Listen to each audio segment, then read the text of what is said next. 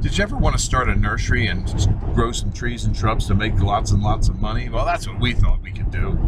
And it happened. You can make a lot of money on trees and shrubs. But let me tell you some of the pitfalls of raising trees and shrubs so that you can grow trees and shrubs and actually make a profit. One of the most important things that people forget about when they're starting to grow trees is you must grow trees and shrubs that there is a market for. So before you start to grow something, don't grow a bunch of Japanese maples thinking, oh, I'm going to make a lot of money because Japanese maples are real valuable. You may be able to grow them, but you may not be able to market them well. So marketing and growing things that can be taken to a market are very important. The first step that I would tell anyone to start with is to go to your local nursery and ask them, oh, what's your most popular tree? What do you sell the most of? And look at that and get a hint as to what is popular.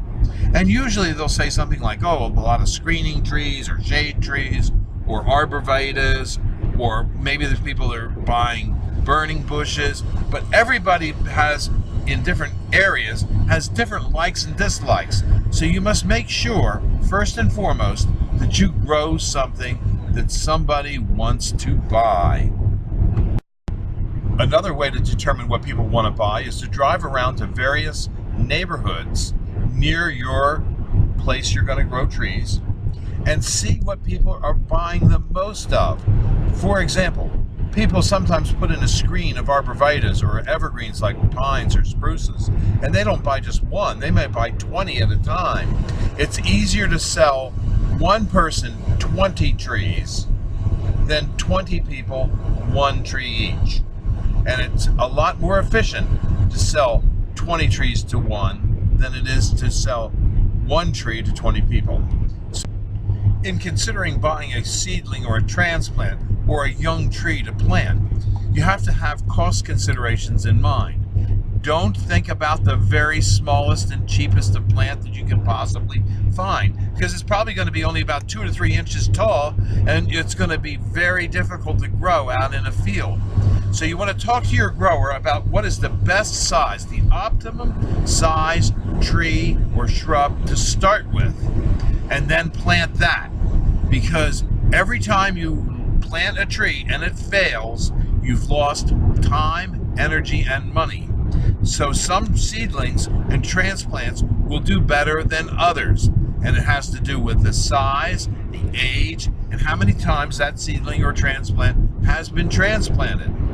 Those are critical factors in growing high quality trees and getting trees to grow easily on your site. But remember, the most important thing is to grow a tree or a shrub that you can market, because it does you no good to grow trees and shrubs that you can't market. Unless, of course, you want the deer to eat them, or you just want to go out and watch the wildlife. But, if you want to make money at it, you've got to grow something that is saleable. Always think in terms of, if you want to come to Highland Hill Farm, we'll be glad to give you a tour of our operations and show you how we grow trees and shrubs.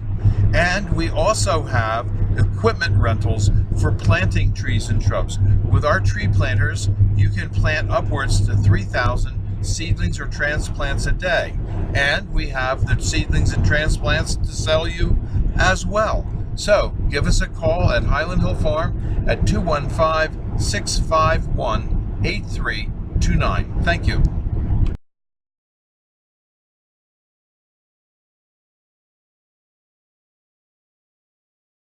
This video is brought to you by Highland Hill Farm.